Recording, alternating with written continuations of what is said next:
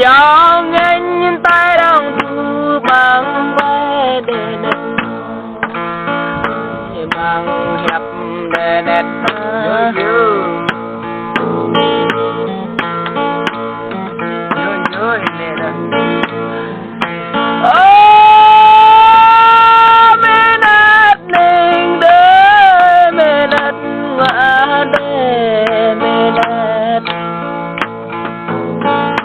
sayang hiệp